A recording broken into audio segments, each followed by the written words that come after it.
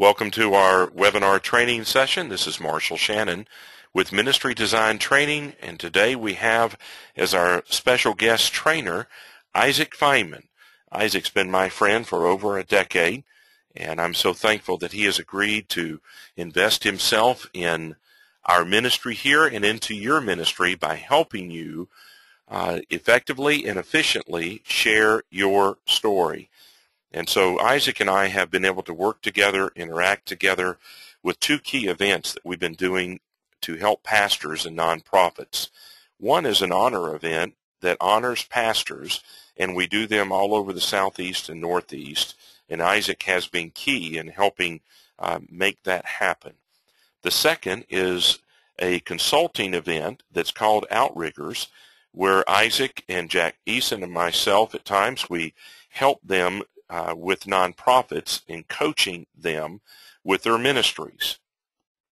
Isaac not only has been a church consultant and a marketing guru, he also has been a radio station manager where he has done fundraising, worked with nonprofits, worked with marketing, and he just told me about one church, small church, that he has been coaching that has increased their attendance threefold through really following what he is going to teach you and share with you today. And so, Isaac, I'm so excited to have you on board and with us, and I want to turn the training time over to you, so take it away.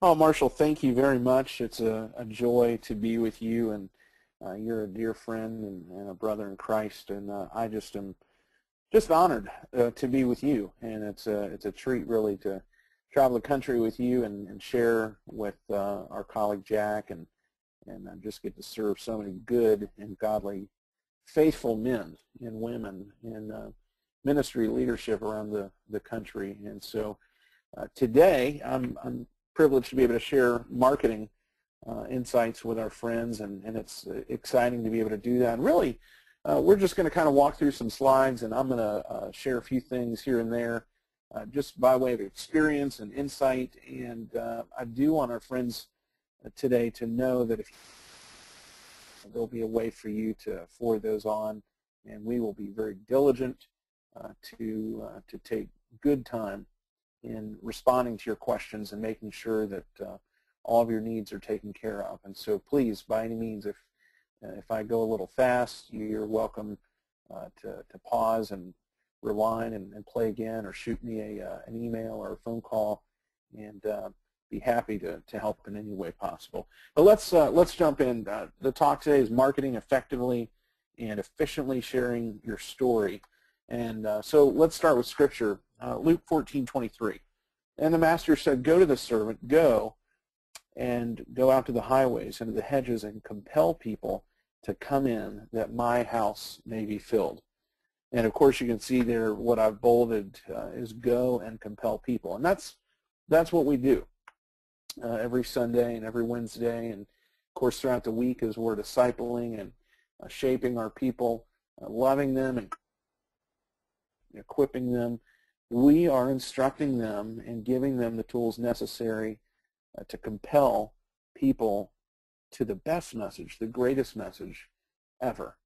And we have to be faithful to that. And one of the ways that we can better steward that is through our story.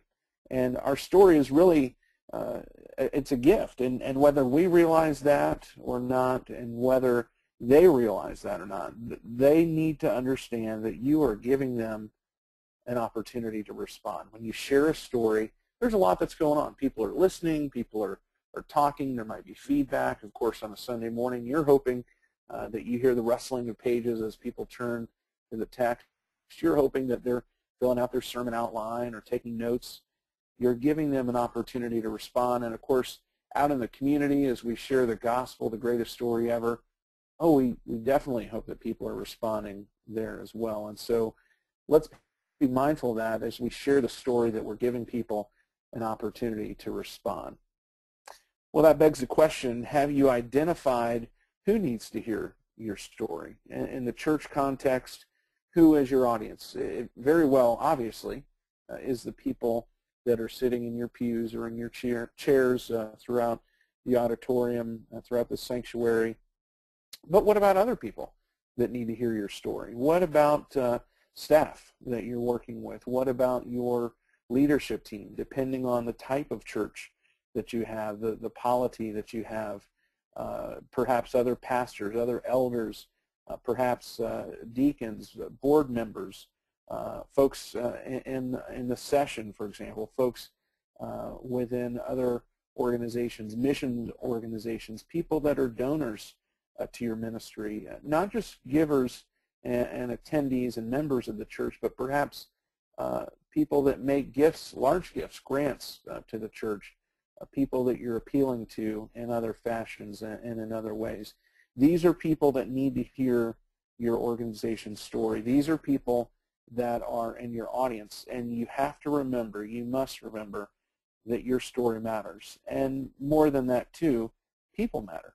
And when we think about our audience and we think about our story, we have to think, what is our story? Of course, as pastors, as ministry leaders, we are proclaiming the greatest message ever. We are proclaiming the gospel message. And so we have to remember that content is king, as the old adage goes. But we also must remember who we are communicating that story to. And I love this guy here with his mustache. Is your story unique? Now, we have the gospel, the greatest message ever, but how are you communicating that story? And Marshall mentioned a church that I've just recently been working with who has increased their attendance tremendously. And one of the things that we look at there is messaging, and we'll get into that a little bit more, but messaging. What are you sharing? How are you sharing your message? When you preach, obviously you're never going to compromise, we hope and pray, the message. But the way you communicate, is it winsome? Is it attractive? Are you drawing people in, or are you pushing people away with how you communicate? And we're probably speaking now to style, again, more than content at this point. Are you engaging people? Do people take notes, as we mentioned before? Are people asking questions afterward? Are people sharing how much they enjoyed the message? Are people asking the tough questions? Are you giving time on Wednesday night Q&A, for example, to your people that they can ask you questions, maybe to continue the discussion that took place on Sunday morning or on Sunday evening? In the community, are you engaging people? Are you teaching your people how to share the gospel effectively and how to share about your church and how to invite people to your church in a way that's winsome and attractive? And more than all that, is your story transforming? Well, the gospel's transforming. We know that. But if we don't know how to effectively and efficiently communicate that story, that gospel story, and our church's story, perhaps a building program that we're involved in, a fundraising campaign, perhaps for the youth, a missions trip that's coming up, how are you communicating your story? Does it connect with your audience? And that's really the biggest thing that we must look at. We talked about audience. Who's in your audience? Of course, when we're talking to church folk, we're talking about members in the church, prospective members of the church. One of the things I like to talk about with regard to connecting with your audience and being unique is this concept of customer service. Well, in the business world, we know customer service, but do we think about it in the ministry context? Do we think about it in the church context? And we need to be focused on two areas of customer service. And one is internal customer service, and the other is external customer service. Well, we get external customer service pretty well, and that is, of course, engaging with the people that are outside of the church, people that we wish would come into the church. But what about serving people well inside the church? You know, it's interesting, in business we know of stories and statistics that tell us about training, that it's much more cost effective to train and to maintain your current staff than it is to bring on new staff. Well, it's the same thing in the church world. When we look at members within our organization, it's much more cost effective and kingdom effective, if I can say it that way. It's much more cost effective and kingdom effective to maintain and to serve our internal folk well, and that's responding well to the Bible as well and being obedient, as we disciple people and then send them out, commission them to go out and invite more people to come in. When we talk about engaging people in the community and marketing and our story and communicating with our audience and connecting, how often do you tell your story? Let's shift now with regard to story, not just from the gospel presentation, the sermon outline that's prepared so meticulously through the week and then delivered at your church service. Let's now shift more to a marketing message. And let's ask the question, how often do you share that marketing message of your church out in the community? How often do you share it within the local community in your church?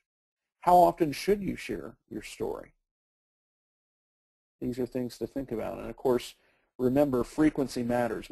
Marshall mentioned at the beginning of our program today that I am a former radio station manager. I was over a decade in the radio broadcasting industry and served as a station manager for a very large radio station that covered 4 states here in the Southeast. And frequency is what we drilled into our ministry programs who purchased time on our station and our clients who purchased advertising. If you've ever done a radio campaign or TV campaign, perhaps a billboard campaign, some of you may be involved with SEO or Facebook advertising, you understand the importance of frequency. There are certain statistics that tell us that somebody needs to hear a message or see a message so many times before, first of all, they even recognize a message, let alone respond to that message. And so my question for you then is, with regard to frequency, has your church taken the time, with regard to marketing, to create a business plan, an overall strategic plan for your organization? I'm hopeful that you've done that. If not, Marshall would be glad to help you with that. He can serve you and guide you through that process. But with regard specifically to the marketing portion of that business plan or that strategic plan, do you have a specific marketing plan in place? And does that marketing plan then have a marketing calendar and a promotions calendar? For some of us, that may be the first time we've ever heard of that before, and that's okay. We need to be thinking about our church and communicating our message, effectively connecting with our audience, empowering our people, and giving them ways that they can get that message out. Now, many of us do different events for the holidays. We have, of course, our standard Easter cantata and our Christmas cantata, and we have Thanksgiving, fall festivals, trunk or treats, all these sorts of things.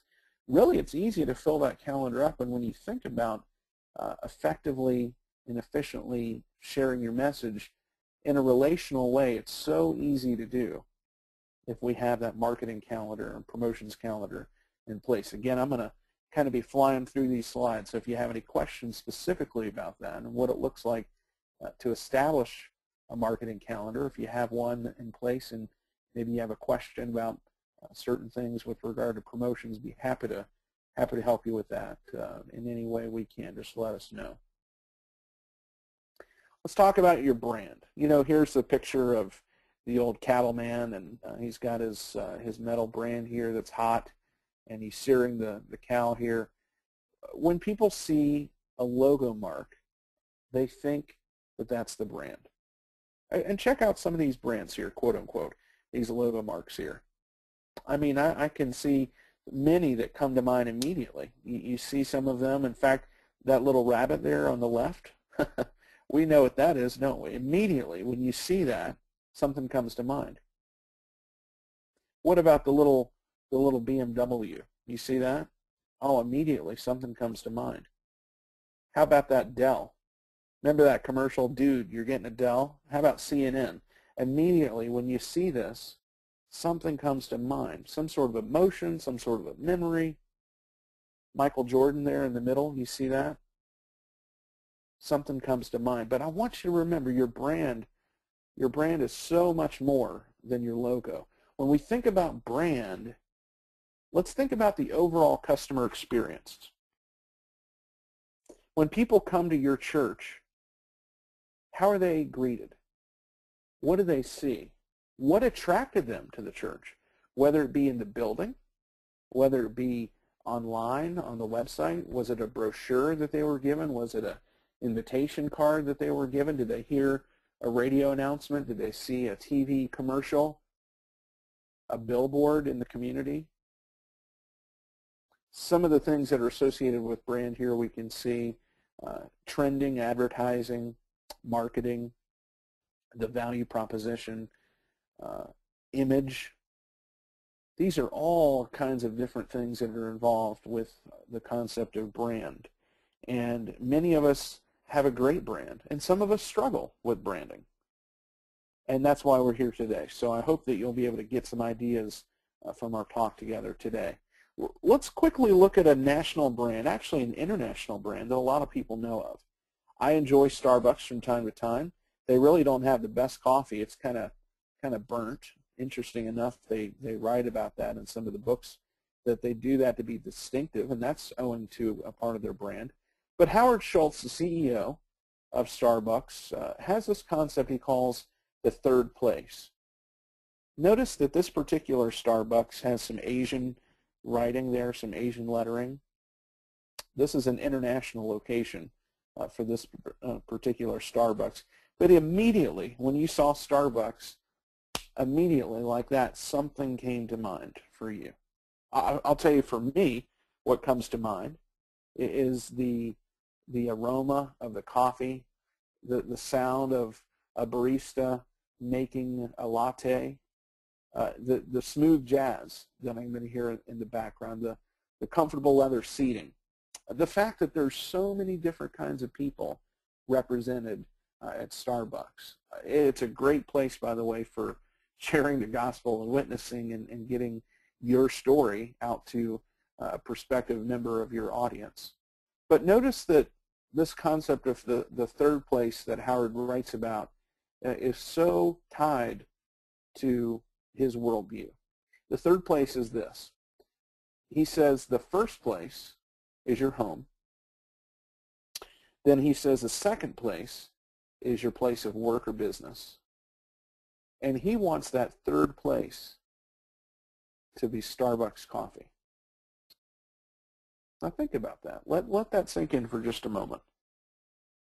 Starbucks coffee being the third place. How challenging is that? How confronting our message? We would hope from our worldview for somehow in some fashion for our church, our ministry, our nonprofit, somehow we would hope that our worldview would pervade and win that third place. So what are you doing to make that a reality? You see, Howard Schultz is intentional about what he's doing. He's got a machine out there to win that third place. He's not in it for a hobby. In fact, he was CEO for a while and stepped down and was just recently brought back on as CEO. He is a businessman. He is in it to win. What are we doing as a church to be intentional? What are we doing to win? Something to think about. Where do people find your church? Let's now talk a little bit about location, location, location. Everyone, those are the three most important words to a real estate agent or a real estate broker. Where do people hear about your church, your nonprofit ministry, your organization? You know, the old saying, X marks the spot. Unfortunately, today it's not that easy anymore. I mean, in my community where I live, honestly, there are probably just as many, if not more, churches than McDonald's. You know, the old saying used to be like there's a McDonald's on every corner. Brother, sister, I am here to tell you, in my community, and it's like this I know in many communities, there is a church on every single corner. And so what are you doing as a church to stand out? What are you doing to effectively and efficiently share your story, to connect in the marketplace to stand out? notice the Google symbol there. If you're not on Google Places, if you haven't established yourself with a Google map, it's free. You can go to google.com/maps, and they'll be happy to help you out with that. Super easy to do, and it's free. If you have any questions, be happy to answer that for you. Facebook, lots of folks are doing Facebook advertising. Of course, if you don't have a Facebook fan page, social media is not the trend. It's not the wave of the future. It's now. So you need to get with the program. If you're not on Facebook, you need to jump on that. Totally free if you have the Facebook page. But again, if you have a budget and you want to allocate funds, you can certainly tap into that. And there are some very, very, very effective ways to drill down to a specific zip code. If you're trying to reach out even to a certain people group, for example, say you are, your church is specific to an ethnicity, there are ways to do that. I mean, just some really dynamic ways that you can be intentional with Facebook advertising. Are you on Twitter? And by the way, your church can have a page on Facebook, just like your church can have a Twitter account.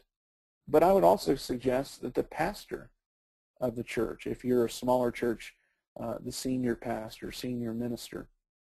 If you're a larger church, the department heads, the different pastors, the youth pastor, children's pastor.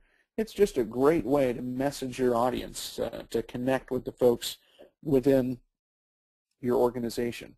And I'll tell you, a lot of pastors are thinking that LinkedIn is relegated just to the business world.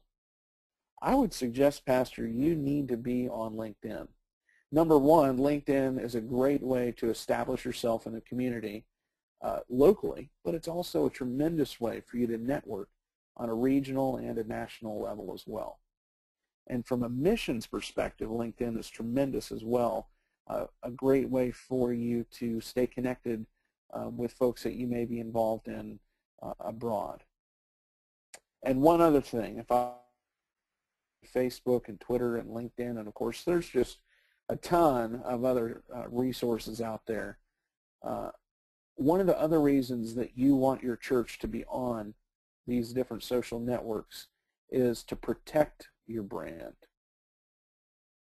To protect your brand. What do I mean by that? Well, there have been many cases and many instances where particular churches thought, well, I just don't think I know how to do that, or we don't think that we're going to have a presence on Facebook, or that costs too much money, or that costs too much time, or whatever the misconception might be. And guess what? Somebody jumps in there and they establish an account in the name of the church or in the name of the ministry, and they defame that ministry. Oh, they bring reproach on Christ, and guess what? For just 5 minutes, 10 minutes, that church could have established an account, put up a picture, some very basic information, website, service times, location, and left it at that. But unfortunately, they didn't do that. And so now somebody else has capitalized on their good name and on the good name of Christ. I challenge you to do it. I challenge you to jump in there and take advantage of that social media opportunity. And guess what? Guess what? There's somebody a whole lot younger than you and I that would love to do that. That would love to do that. And social media training is very important, because I know Marshall does a lot of training on mission, vision, and values. You want people to stay on message. You want people to have the heart of the leadership of the organization and where the vision for the church is going. And so messaging consistently is very important. But guys and gals, these young people today, they are carrying around the internet on their hip pocket. And so they know how to do it. They're doing it. And it would be a great way for you to disciple them and spend time with them. Take them out for a Starbucks. Hang out with them and empower them, and to serve your church well. Okay, the Apple symbol, iTunes, the Apple Store, the App Store. How many folks, and I can't see you, so don't raise your hand, haha. How many folks, though, have an app for your church? Okay, what about the Android market, perhaps? You may have your app there. or you may have them both. Great ways for you to get your blogs out, for you to get your sermons out, for you to get your social media out. Different ways that you can be connecting with your audience where people can find you. And again, that's for people that are, again, within the church. But what about people that are outside of the church? Because there's a concept, and we know it well from the Bible, of taking dominion over the earth. People are on social media. People have these apps. They have their Droid phones or their iPhones or their BlackBerries. They're finding the content. Are you out there amongst everybody else to be found? Just one more way to be just one more way to be engaging, one more way to transform culture. We all want to engage culture, but how are we transforming culture? Okay, the next one there is a little barcode reader, a QR code. QR code. You can do a simple Google search for that, QR code, or a QR code reader for your smartphone, and you'll see just a myriad of different uses for the QR code. A lot of churches are using it on the back of their business card, or, for example, on their social media or somewhere on their website, or youth groups are having it on the youth group T-shirt, for example. Just many, many different ways. Without getting too far into the QR code, I don't want to overwhelm you, but you can do that simple search, as I mentioned. The QR code is a great, great way to point people directly to a specific website or a URL, and then that can direct people to a social media page or a specific landing page within your website. And again, a lot of this, for some of our friends who may be hearing this for the first time, may just be way overwhelming, way over your head, and that's okay. That's okay. We'll be happy to take time to explain this further if you have additional questions. Next is YouTube. And of course, YouTube is just one of the video channels that you can use. Vimeo, Vimeo.com. Vimeo is another great way. GodTube is another excellent channel, excellent fashion for putting your sermons out online. Another great way for communicating vision. You can have a channel specifically for your church, and all your video content can be pushed out to your congregation that way. Youth groups love this because they can actually post messages, and then your youth can actually respond and post messages. Young people are being engaging in the process of apologetics, defending the faith, and so they are actually going out online and finding people that are posting messages about the big questions of life, and they are actually responding with video and pointing people to Christ and inviting them to come to the youth group or to the adult service. And so these are great ways that we can be engaging the culture and transforming the culture. And the reality is, as I said before, please do not think that this is the wave of the future. With all respect to my non-techno friends, this has been now for about 10 years or so. This technology with the social media and the YouTube technology, and I just have to say, this is only going to continue. It's only going to get more and more advanced. I mentioned earlier that folks are carrying around the internet in their hip pocket. The reality is, folks are actually carrying around Sodom and Gomorrah on their hip pocket as well. And so the world is spending billions, whether it be billions of dollars, to get their message out. What are you doing to get your message out? Let that sink in. All right. Audiences consume content differently, okay?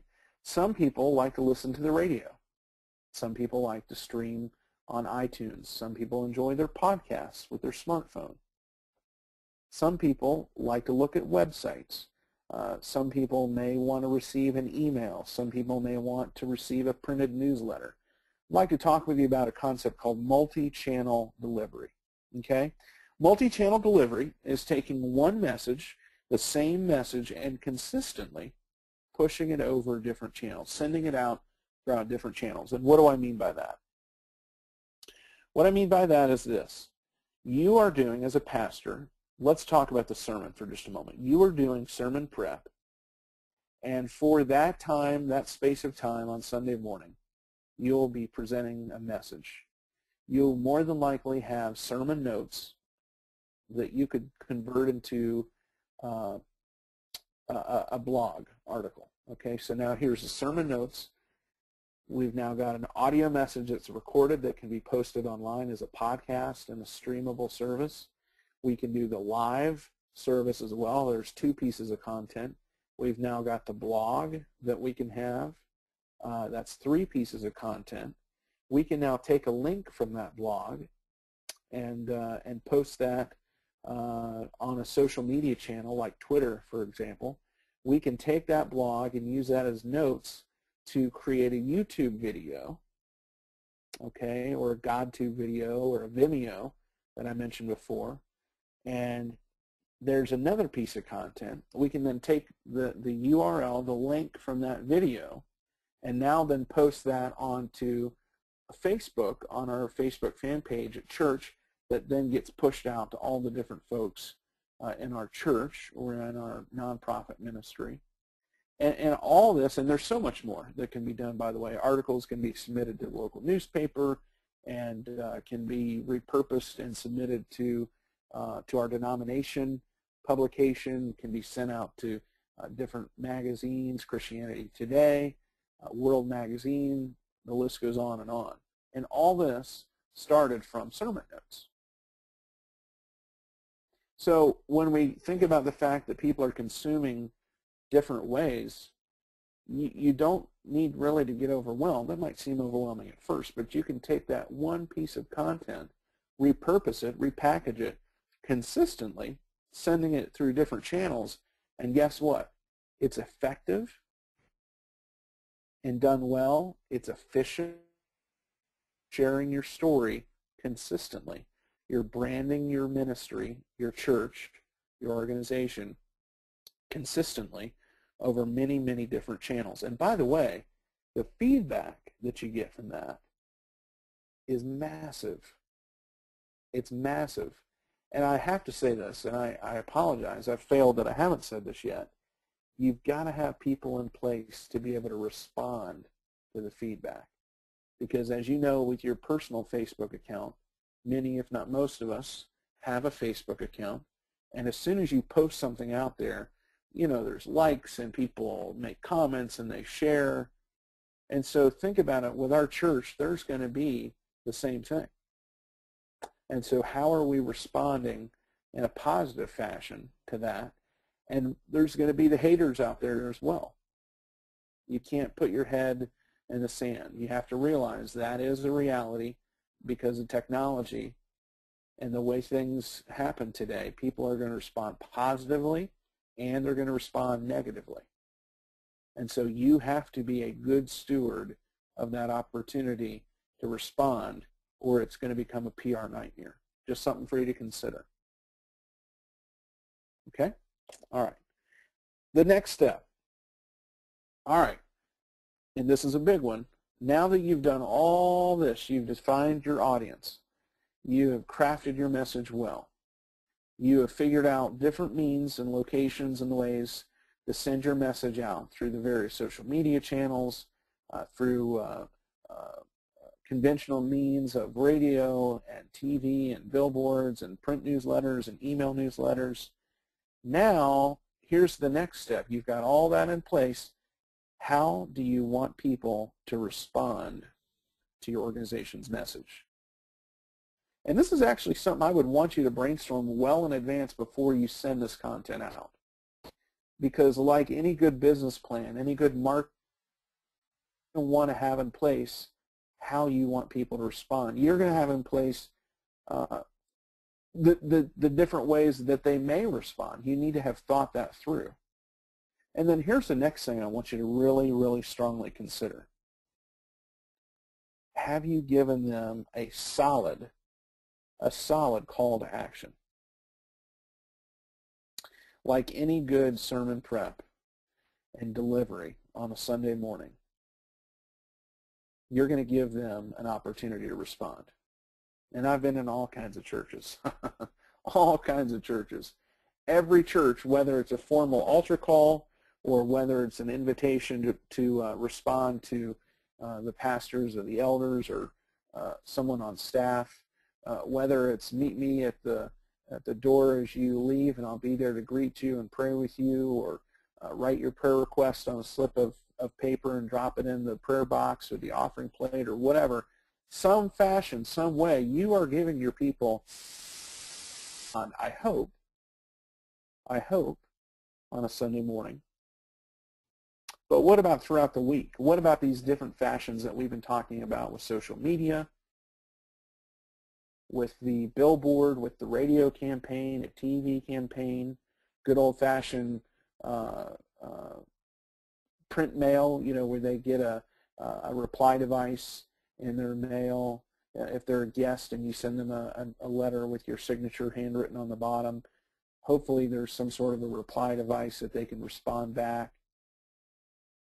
What's that solid call to action that you've provided them with?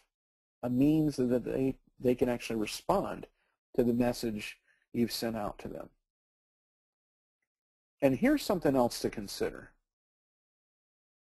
How are you shepherding your constituents? The people within your organization, sure, you're preaching to them, and you and your other staff are leading them and serving them, but how are you actually shepherding your constituents? And let me take that one step further. Because I work in a nonprofit world as well, I understand the value of folks that are contributing to the ministry. How are you thanking them?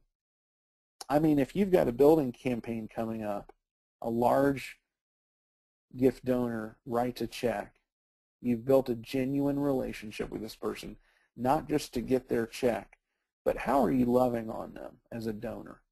How are you thanking them for being obedient to responding to God's call in their life to give this gift? If you haven't thought about that, if you haven't began doing that, I would challenge you, I would encourage you to do that. Spend time with them, nurture them. But listen to me, you must make it authentic and genuine. It cannot be manipulative. It cannot be just to get another check. Look at those fish. We're all swimming somewhere. And then there's the one that jumps out and is a leader. Look at the people in your church. They're all going somewhere. They are begging for leadership. How are you serving them well? Don't see people as just an ATM machine. You've got to see your donors, the folks in your church that are giving, that are tithing, whatever you call it within your church. You've got to see them as partners in the gospel, partners in the ministry. And I'm sure you do. I'm sure you do. This, again, is just by way of insight and experience. I'm just encouraging you to really strongly think about that.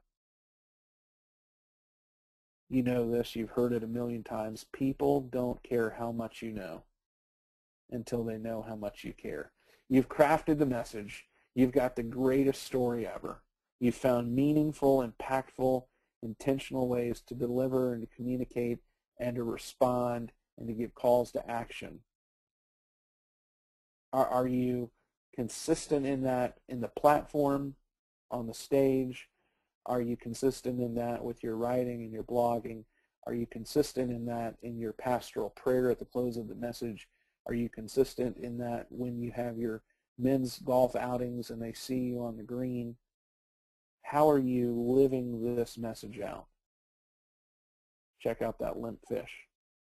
Are you one way in the pulpit and another way in real life?